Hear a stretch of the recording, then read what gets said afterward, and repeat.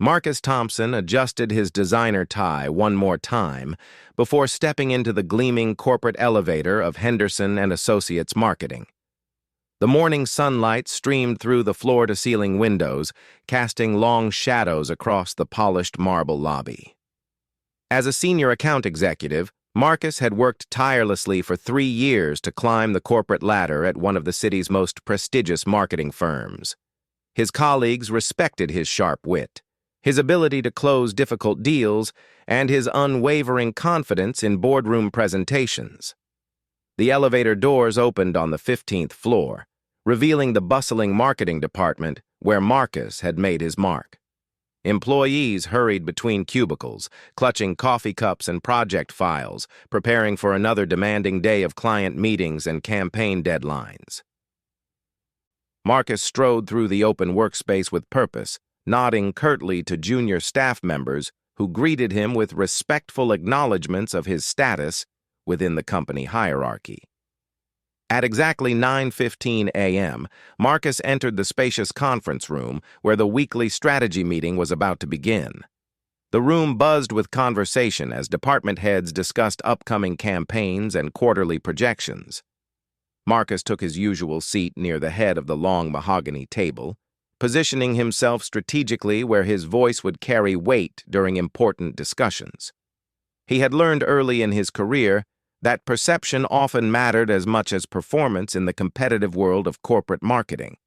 The meeting proceeded smoothly for the first hour, covering routine business updates and client feedback reports.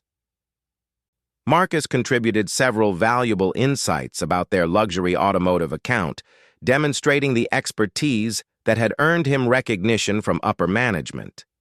His colleagues listened attentively when he spoke, understanding that Marcus rarely offered opinions without solid research and market analysis backing his recommendations. During the mid-morning break, employees gathered around the refreshment table set up near the conference room windows. The catering staff had arranged an impressive spread of pastries, fresh fruit, and beverages to fuel the team through their extended planning session. Marcus reached for his preferred drink, an ice-cold Coca-Cola that he enjoyed during long meetings, appreciating the caffeine boost that helped maintain his sharp focus throughout demanding presentations. As Marcus returned to his seat, can in hand, he noticed someone new entering the conference room.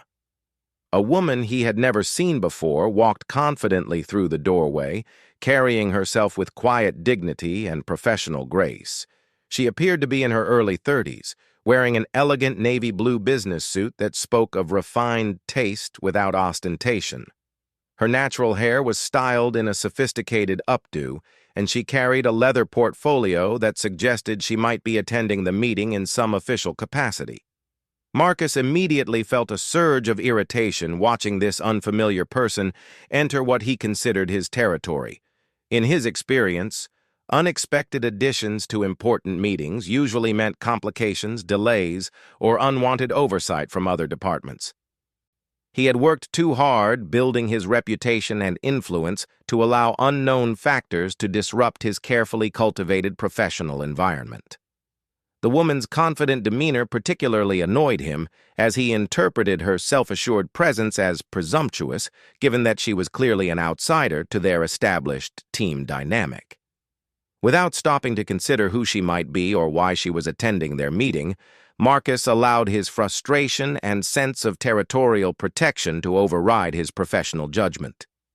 He had built his career on quick decisions and bold actions, but in this moment, those very qualities that had served him well in business negotiations were about to lead him toward a catastrophic error in judgment that would forever alter the trajectory of his professional life. The woman moved gracefully toward an empty chair at the conference table, seemingly unaware of Marcus's growing agitation. Her composed demeanor and professional appearance suggested she belonged in corporate settings, yet Marcus's assumptions and biases prevented him from recognizing these obvious indicators of her legitimate presence. Instead, he saw only an intrusion into his domain, a challenge to the established order that he felt compelled to address through decisive action. As the woman prepared to take her seat, Marcus made a choice that would haunt him for years to come. Acting on impulse and fueled by misplaced territorial instincts, he stood up abruptly from his chair.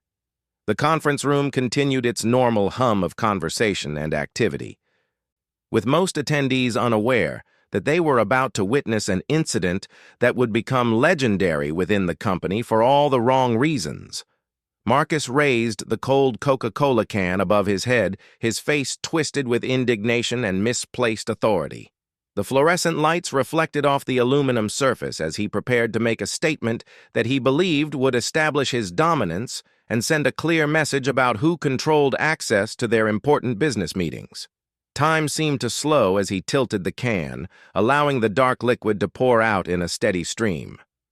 The Coca-Cola splashed across the woman's navy suit jacket, staining the expensive fabric and creating a scene of shocking unprofessionalism that immediately silenced the entire conference room. Drops of the sticky beverage dripped onto her leather portfolio and pooled on the polished conference table surface. The woman stood motionless for several seconds, processing what had just occurred while maintaining her composure despite the obvious humiliation and disrespect of Marcus's actions. Every person in the conference room turned to stare at the unfolding drama, their conversations stopping mid-sentence as they witnessed behavior that violated every principle of workplace professionalism and basic human decency. Some employees gasped audibly, while others sat frozen in shocked disbelief at what their respected colleague had just done. The morning sunlight streaming through the windows seemed to spotlight the catastrophic scene, highlighting every detail of Marcus's spectacular error in judgment. Marcus stood beside his chair, the empty Coca-Cola can still in his hand, suddenly realizing that the conference room had become completely silent. The weight of dozens of stares pressed down on him as he began to understand that his impulsive action might have crossed boundaries he had not fully considered. Yet even in that moment of growing awareness, he remained completely unaware of just how catastrophically wrong his assumptions about the mysterious woman had been, or how dramatically his life was about to change. The woman slowly reached into her leather portfolio and retrieved several tissues, methodically dabbing at the Coca-Cola stains spreading across her navy suit jacket. Her movements remained controlled and dignified despite the obvious shock and humiliation of the moment. She looked directly at Marcus with steady, intelligent eyes that revealed neither anger nor fear, but rather a quiet strength that made several observing employees shift uncomfortably in their seats. Sarah Chen had experienced discrimination before during her 15-year career in corporate leadership, but the blatant disrespect she had just encountered still caught her off guard. As the vice president of strategic operations at Chen Industries, a multi-million-dollar consulting firm, she was accustomed to commanding respect in professional environments. More importantly, as the beloved wife of James Henderson, the founder and CEO of Henderson and Associates Marketing, she had planned to surprise her husband by attending his company's strategy meeting to better understand his daily challenges. Marcus finally found his voice, though his words emerged with the same arrogant tone that had driven his impulsive actions moments before. His face showed no remorse, only irritation at the disruption his own behavior had created in the meeting he considered so important to his career advancement. The empty Coca-Cola can remained in his grip like evidence of his shocking unprofessionalism. "Excuse me, but this is a private meeting for Henderson and Associates employees only," Marcus announced loudly, ensuring his voice carried to every corner of the now silent conference room. "I don't know who you think you are, or how you managed to get past building security, but you clearly don't belong here. This meeting involves confidential client information and strategic planning that requires proper authorization to attend." Several employees exchanged worried glances, recognizing that Marcus's behavior had crossed serious lines of workplace conduct. Jennifer Walsh, the human resources director, sat frozen in disbelief at witnessing such blatant misconduct from someone she had previously considered a model employee. David Park, the creative director, discreetly reached for his phone, sensing that this situation required immediate management intervention. Sarah Chen continued cleaning the sticky residue from her clothing while maintaining her professional composure, though those who knew her well would have recognized the steel determination growing behind her calm exterior. She had built her own successful company through perseverance and excellence, refusing to allow prejudice and ignorance to derail her achievements. This moment would be no different, though she intended to ensure that appropriate consequences followed such inexcusable behavior. "I understand your confusion," Sarah replied evenly, her voice carrying the authority of someone accustomed to leadership roles. "However, I believe there's been a significant misunderstanding about my presence here today. Perhaps we should clarify the situation before making further assumptions about who belongs in this meeting." Marcus scoffed audibly, interpreting her measured response as weakness rather than recognizing the professional restraint that characterized truly effective leaders. His years of corporate success had inflated his ego to dangerous proportions, blinding him to the obvious intelligence and authority radiating from the woman he had just humiliated. The power he wielded within his department had convinced him that his judgment was infallible, especially when dealing with people he perceived as outsiders or threats to his established position. "There's no misunderstanding here," Marcus continued, his voice growing louder and more aggressive. "Security protocols exist for good reasons, and whoever allowed you into this building made a serious error. These meetings contain proprietary information about our clients' marketing strategies, and unauthorized personnel simply cannot be permitted to remain. I'm going to have to insist that you leave immediately before I call building security to escort you out." The conference room atmosphere grew increasingly tense as employees realized they were witnessing a career-ending mistake unfold in real time. Several people began checking their phones nervously, while others looked toward the door, hoping someone in authority would intervene before the situation deteriorated further. The morning that had begun with routine business discussions had transformed into a nightmare scenario that would be discussed in corporate training sessions for years to come. Unknown to Marcus, his aggressive outburst had already triggered a chain reaction throughout the company's communication network. Jennifer Walsh had discreetly sent an emergency message to James Henderson's executive assistant, while David Park had alerted the security team about a serious incident requiring immediate attention. Within minutes, word of the shocking confrontation would reach the very person whose wife Marcus had just humiliated in front of his entire department. Sarah Chen finished cleaning her suit jacket and placed the soiled tissues back into her portfolio with deliberate precision. Her 15 years of corporate leadership had taught her the importance of maintaining dignity under pressure. But she also understood that allowing such behavior to go unchallenged would set dangerous precedents for workplace conduct. The man standing before her had revealed character flaws that posed serious risks to any organization's culture and reputation. "Mr. Thompson," Sarah said, having noted his nameplate during her survey of the conference room, "your concerns about security protocols are duly noted. However, I think you'll find that my authorization to attend this meeting comes from the highest level of company leadership. Perhaps we should wait for clarification before proceeding with threats about security escorts." Marcus laughed harshly, dismissing her calm response as desperate attempts to avoid the consequences of her supposed unauthorized presence. His corporate success had convinced him that his instincts were always correct, particularly when dealing with situations that challenged his authority or disrupted his carefully controlled environment.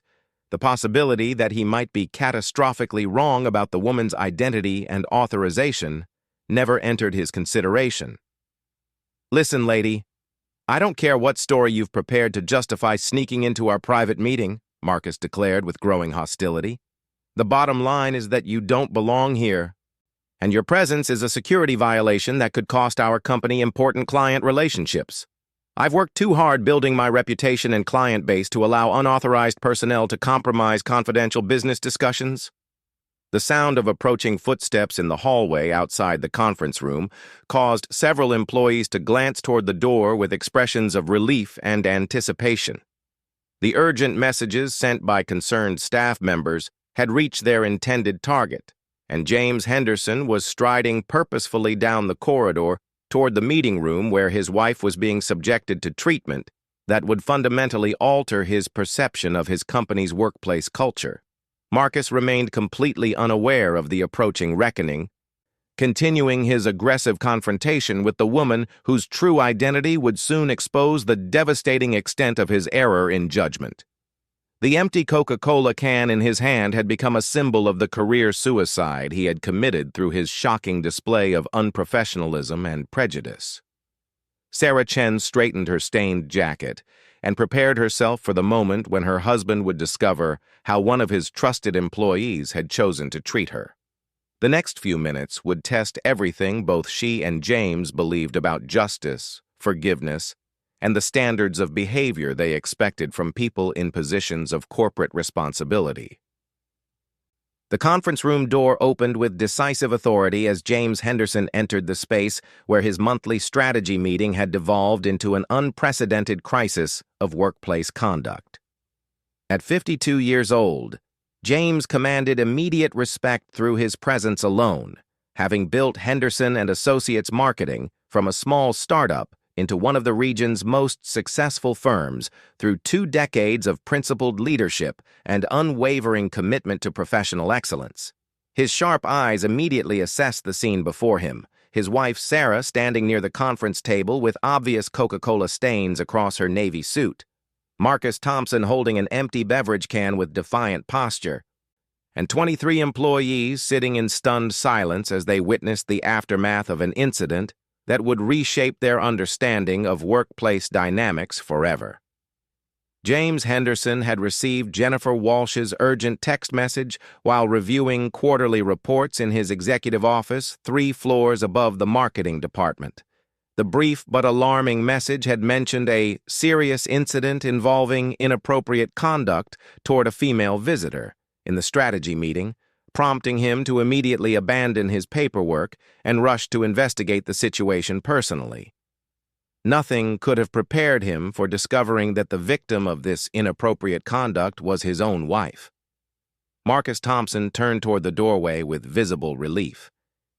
Assuming that his company's CEO would support his efforts to maintain meeting security and remove unauthorized personnel from confidential business discussions, his confidence in his own judgment remained unshaken despite the increasingly uncomfortable atmosphere in the conference room and the worried expressions on his colleagues' faces. "Mr. Henderson, thank goodness you're here," Marcus began with theatrical urgency, gesturing toward Sarah with the empty Coca-Cola can still clutched in his hand. "We have a serious security breach situation that requires your immediate attention. This woman somehow gained unauthorized access to our confidential strategy meeting, and she's refusing to leave despite my clear explanations about our privacy protocols and client confidentiality requirements." James Henderson's expression grew progressively darker as he absorbed Marcus's words and recognized the full scope of what had transpired in his absence. The CEO's jaw tightened visibly as he noticed the sticky beverage stains on his wife's expensive business suit and realized that one of his own employees had physically assaulted the woman he loved with complete disregard for basic human dignity and professional standards. Sarah Chen Henderson met her husband's eyes across the conference room, communicating volumes through their shared glance without speaking a single word. Their 15-year marriage had been built on mutual respect, shared values, and unwavering support for each other's professional endeavors. James had often spoken proudly of his wife's accomplishments as a successful business leader, and seeing her subjected to such treatment in his own company triggered protective instincts that ran deeper than any corporate considerations.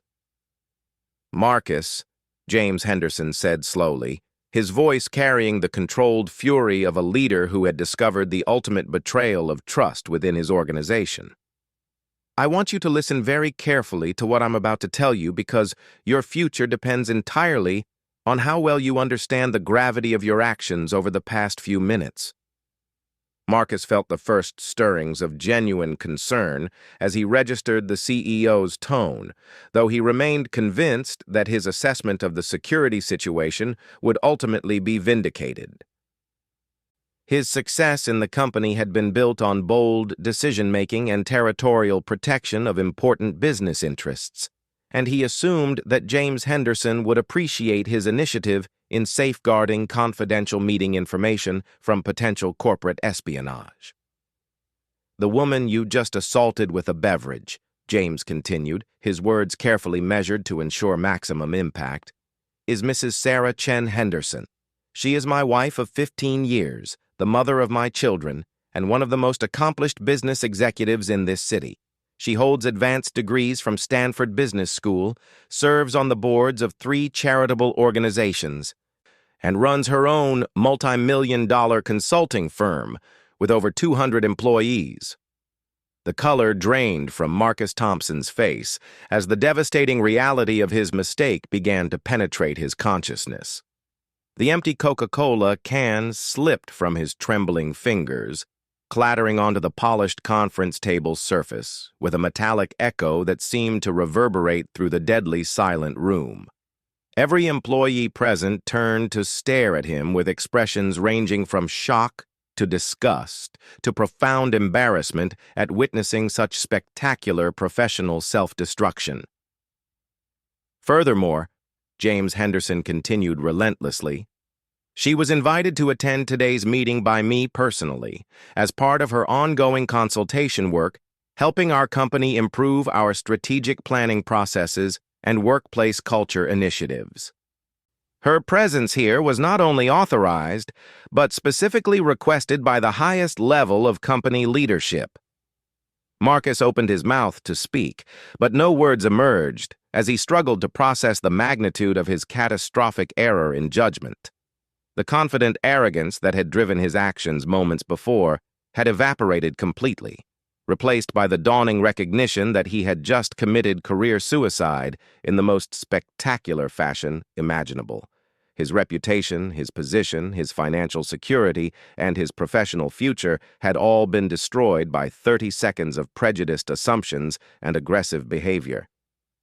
Sarah Henderson finally broke her silence, addressing the room with the same dignified composure she had maintained throughout the ordeal.